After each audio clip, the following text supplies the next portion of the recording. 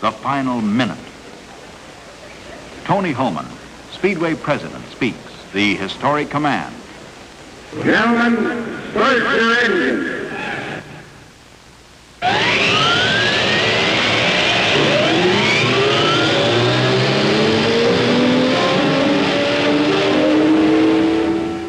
Pat O'Connor, pole position winner, ready to lead them out. The Mercury pace car swings onto the track. The pace lap begins. In a new type start, all cars leave their pits single file and form into rows on the track. From the tower terrace overlooking the main straightaway, instructions are transmitted by RCA equipment to camera crews stationed around the track. Into the first turn, the Mercury pace car picks up speed in the short straightaway leading to the second turn. Driving the pace car is F.C. Reed, general manager of the Mercury division of the Ford Motor Company. His only passenger is Speedway president Tony Holman.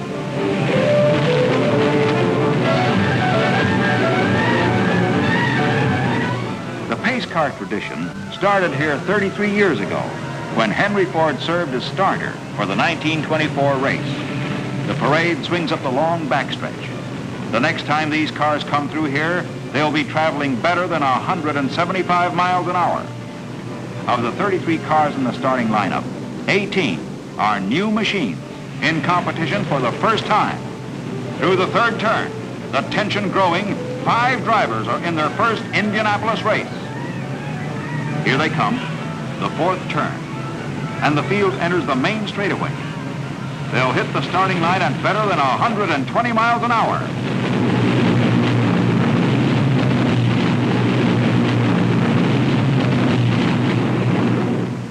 The Mercury pace car streaks into the pit area, and the race is on.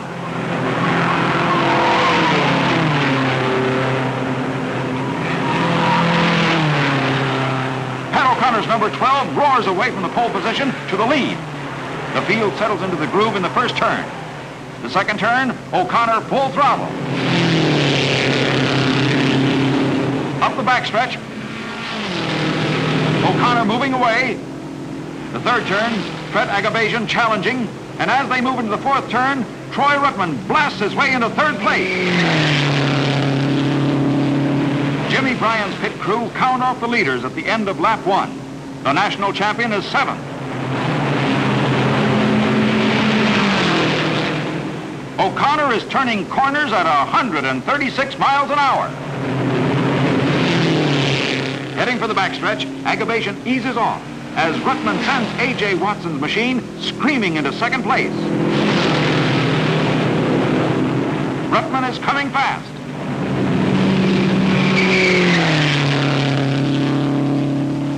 Suddenly, the crowd roars. Paul Russo has sent the Novi screaming through the field. As Ruttman takes the lead, the Novi Special comes up to 4th. Sam Hanks is 5th. Ruttman tries to increase his lead, but on the backstretch, the V8 supercharged Novi edges closer. Through the turns, the big Novi must hold position, but on the straightaway, it travels 180 miles an hour and takes second place.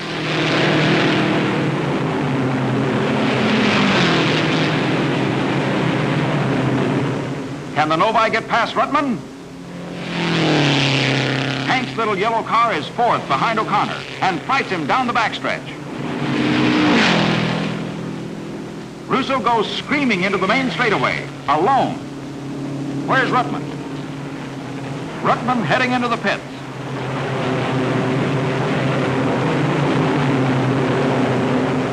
He's slipping out of his seat harness. After only 30 miles, this new car is out of the race. Hanks goes screaming past O'Connor. With Ruttman out, this puts Hanks in second place. The Novi mechanic wonders, is that little yellow car a challenge to the supercharged giant? There goes the Novi. Hanks right behind him and gaining. In a burst of straightaway speed, the Novi gains. But in the turns, Hanks, in a lower, lighter car, closes in once more. Coming onto the backstretch, Hanks leads, but the Novi screams past him at 180 miles an hour. The third turn. Hanks passing to take the lead. Now, can he hold it? Hanks stays in first place. Russo and the Novi can't catch him. 400 miles still to go. Cutting through the field from 32nd starting position, Jim Rathman in number 26. His move almost lost in the excitement of the duel for the lead.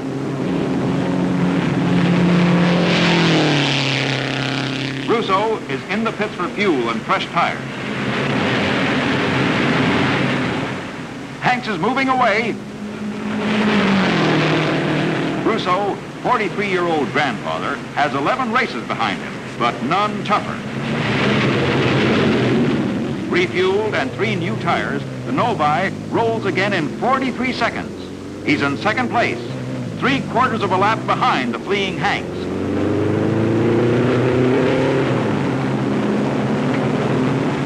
Rathman pits. The chiropractic special is a new car, the lightest on the track and one of the fastest through the corners. Fuel, 4 tires, and away in 33 seconds.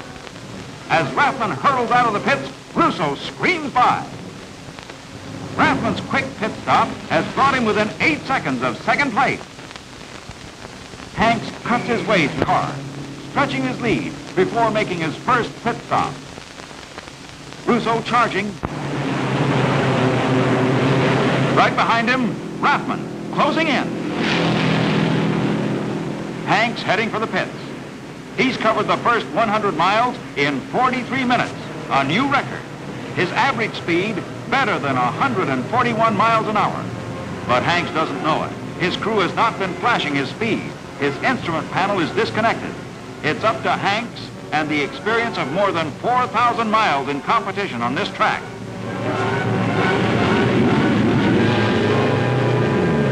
"43 seconds. Hanks is away and in the lead. Designer, mechanic, owner, George Sally's every hope is running in that machine. Russo's Novi still in second, but right behind him, Rathman in number 26 is closing in. Rathman passing. He's in second place, and he'll sense he's just beginning to run. Rathman's chiropractic special roars away after Hanks. Hanks' crew warned the front runner, Rathman is gaining.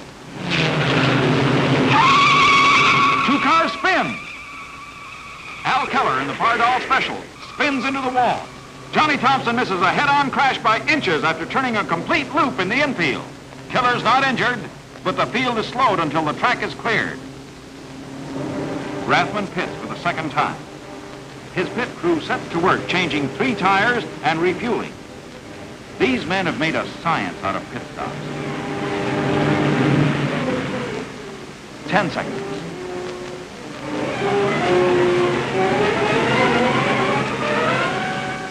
20 seconds.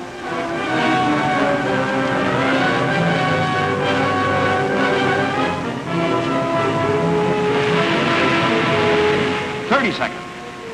Rathman is on his way in 33 seconds.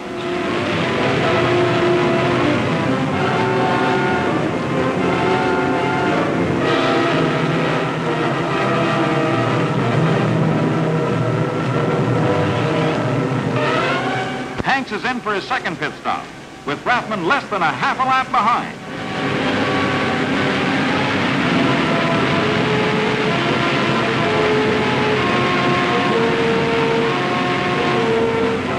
Rathman takes the lead.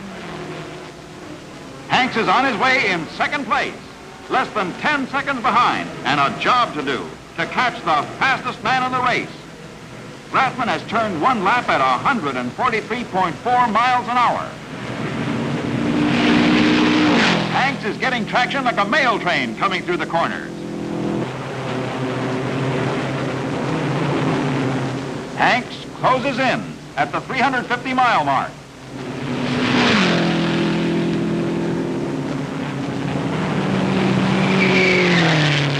Coming through the second turn, he's moving up the pass. Hanks takes back the lead. That new design works.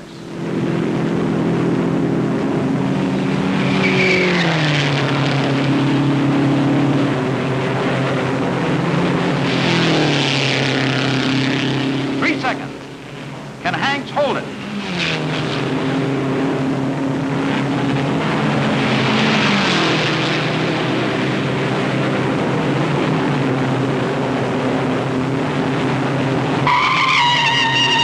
Uh-oh, Don Edmond spins out. Only 18 of the starting field of 33 are still running. The yellow flag slows the race until the track is clear. Hanks has a 10-second lead and only 15 laps to go.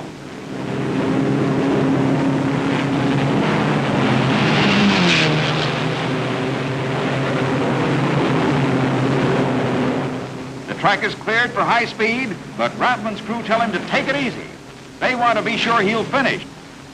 Hanks is running like a dream, turning the last few laps at 141 miles an hour, an incredible performance.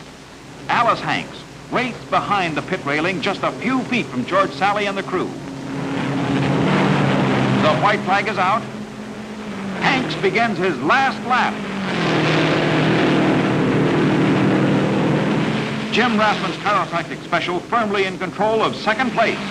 Rathman's run from 32nd starting position has been a beauty. Hanks, coming off the corners like a gunshot, is roaring for the checkered flag. Sam Hanks wins the Indianapolis 500.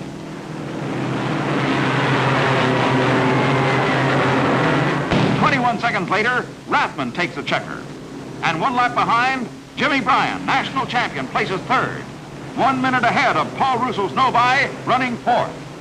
Here he comes, the 42-year-old winner of the 41st Indianapolis 500.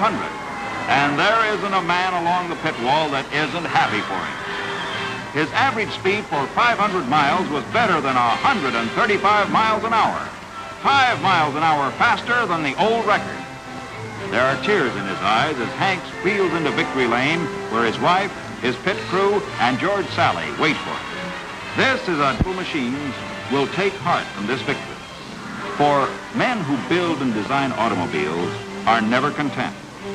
Hank's share of the $300,000 purse, the largest in racing, is more than $103,000, which, added to prize money won in past 500s, makes Hanks the biggest money winner in Indianapolis history.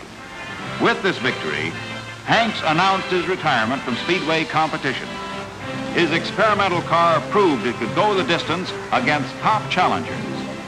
Sam Hanks, his crew, his car, have earned their place in Victory Circle. Sam Hanks' car and 8 of the first 10 finishers were equipped with perfect circle piston rings, the brand most people prefer.